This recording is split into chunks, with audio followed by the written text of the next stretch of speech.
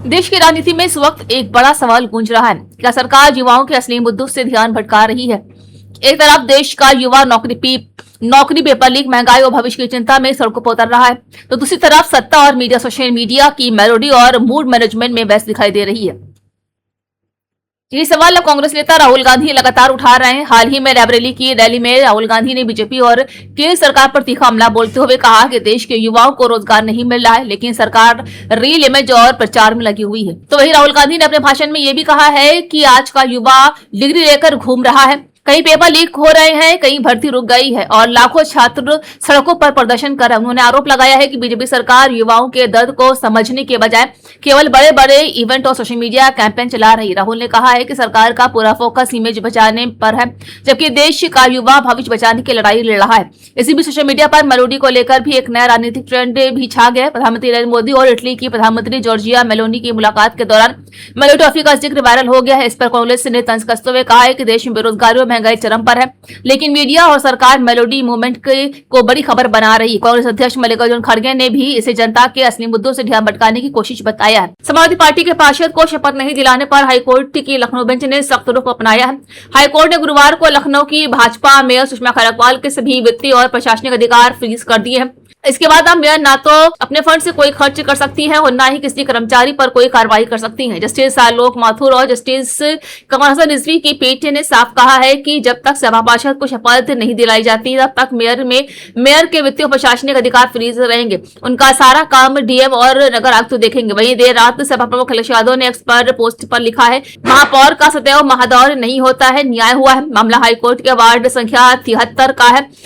Session court ने 19 दिसंबर 2025 को सपा के ललित किशोर तिवारी को पार्षद पद पर निर्वाचित घोषित किया था। भाजपा प्रत्याशी प्रदीप कुमार शुक्ला का निर्वाचन रद्द कर दिया गया। इसके 5 महीने बीतने के बाद भी अब तक उन्हें शपथ नहीं दिलाई गई। वही लखनऊ नगरीय निकाय चुनाव 2023 के दौरान भाजपा प्रत्याशी प्रदीप कुमार शुक्ला और फिर टिंकू शुक्ला और सपा प्रत्याशी ललित तिवारी के बीच सीधा मुकाबला हुआ था। मतगणना में प्रदीप कुमार शुक्ला को 4,972 और ललित तिवारी को 3,298 वोट मिले थे। इस आधार पर प्रदीप कुमार शुक्ला को निर्वाचित घोषित कर दिया गया था। इसके बाद सपा प्रत्याशी ललित तिवारी ने 13 मई को 2023 को अपर जिला जज कोर्ट में याचिका दाखिल कर दी थी। इसमें आरोप लगाया गया था कि भाजपा प्रत्याशी प्रदीप कुमार शुक्ला ने नामांकन पत्र दाखिल करते समय निर्वाचन प्रपत्र में कुछ जरूरी जानकारी नहीं दी थी। ये जानकारी देना कानूनी जरूरी था। याचिका में भी कहा गया है कि नामांकन प्रक्रिया में की गई चूक चुनावी नियमों का उल्लंघन है, इसे कदाचार की श्रेणी में नहीं माना जाइए। बॉलीवुड अभिनेत्री और सांसद कंगना रनौत एक बार फिर से सोशल मीडिया पर जबरदस्त चर्चा में है, लेकिन इस बार वजह उनकी कोई फिल्म, बयान या राजनीतिक मुद्दा नहीं, बल्कि उनका ट्रेडिशनल लुक बन गया है।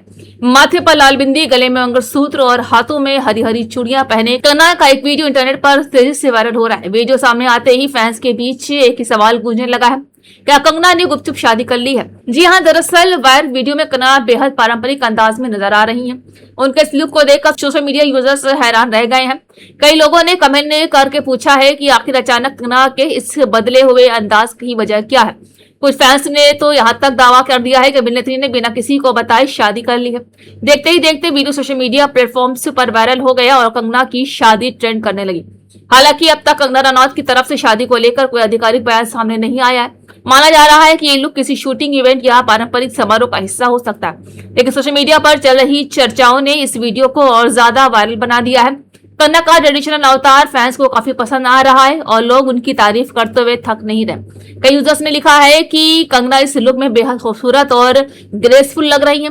तो वहीं कुछ लोगों ने मजाकिया अंदाज में कहा है कि अगर शादी हुई है तो दूल्हा कौन है। सोशल मीडिया पर तरह तरह की अटकलें लगाई जा रही है, लेकिन फिलहाल सच्चाई क्या है इसका जवाब सिर्फ कंगना दे सकती है। फिलहाल इतना तय है कि कंगना रनौत का ये अंदाज इंटरनेट पर तहलका मचा चुका है और फैंस उनकी जिंदगी को लेकर काफी उत्सुक नजर आ रहे हैं। बकरीद का त्यौहार नजदीक आते ही देश के कई राज्यों में गाय और पशु वध को लेकर राजनीतिक और प्रशासन दोनों एक्टिव मोड पर दिखाई दे रहा है। पश्चिम बंगाल से लेकर बिहार, असम और उड़ीसा तक प्रशासनिक शक्ति बढ़ा दी गई है। खास तौर पर बीजेपी शासित राज्यों में अवैध पशु वध और गौ तस्करी को लेकर लगातार निगरानी की जा रही। इसी बीच पश्चिम बंगाल में भी बड़ा राजनीतिक माहौल बन गया है, क्योंकि राज्य सरकार ने अब वेस्ट बंगाल एनिमल्स स्लाउटर को सख्ती से कानून के निर्देश दिए हैं। इसके बाद राज्य में प्रशासनिक हलचल तेज हो गई है और कई जिलों में जांच अभियान शुरू कर दिया गया। बाकी इससे पहले सरकारों की इसी सक्रियता को लेकर विपक्ष और अलग अलग संगठनों की प्रतिक्रिया सामने आने लगी। इसी बीच मौलाना अरशद मदनी ने एक बार फिर से बड़ा बयान देकर बहस को और तेज तेज कर दिया है। और जमीयत उलमा हिंद के राष्ट्रीय अध्यक्ष मौलाना अशद मदनी ने सरकार से मांग की है कि गाय को राष्ट्रीय पशु घोषित करे। तो इसके बाद मौलाना सईद रशीदी ने भी बड़ा ऐलान किया है। आई जानते उन्होंने क्या कहा है। गाय के नाम के ऊपर बाबा कत्ल कर रहे हो लोगों को, किस लिए कत्ल कर रहे हो? तुम कहते हो कि गाय को मत ज़बा करो, मैं कहता हूं एक कदम आगे बढ़कर मत ज़बा करो। मैं मुतालबा करता हूं, तुमने जिस तरह मोर को नेशनल बर्ड बना रखा है, मैं मुतालबा करता हूं। बकरीद से पहले कोलकाता हाईकोर्ट की एक अहम टिप्पणी और आदेश को लेकर पश्चिम बंगाल समेत पूरे देश में चर्चा तेज हो गई। अदालत में गाय की कुर्बानी और उससे जुड़े नियमों को लेकर सुनवाई हुई है, जिसके दौरान कोर्ट ने साफ कहा है कि कानून से ऊपर कोई नहीं है और त्योहारों के दौरान भी नियमों का पालन अनिवार्य होगा। कोर्ट की इस टिप्पणी के बाद कानूनी, धार्मिक और राजनीतिक बहस से और तेज हो गई है।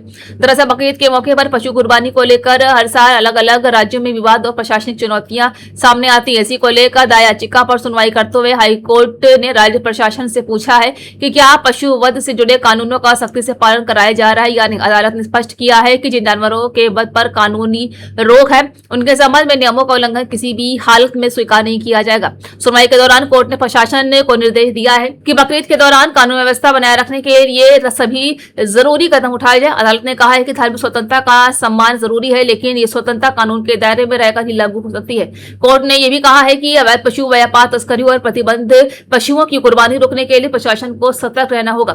इस आदेश के बाद पश्चिम बंगाल सरकार और स्थानीय प्रशासन अलर्ट मोड पर आ गया है। कई जिलों में निगरानी बढ़ गई है और प्रशासन को संवेदनशील इलाकों पर नजर रखने के निर्देश दिए गए हैं। वहीं दूसरी तरफ इस मुद्दे पर राजनीतिक बयानबाजी और तेज हो गई। बीजेपी से कानून और परंपरा से जुड़ा बता रही, जबकि कुछ विपक्षी दलों का कहना है कि धार्मिक मामलों को राजनीतिक रंग देने की कोशिश की जा रही है।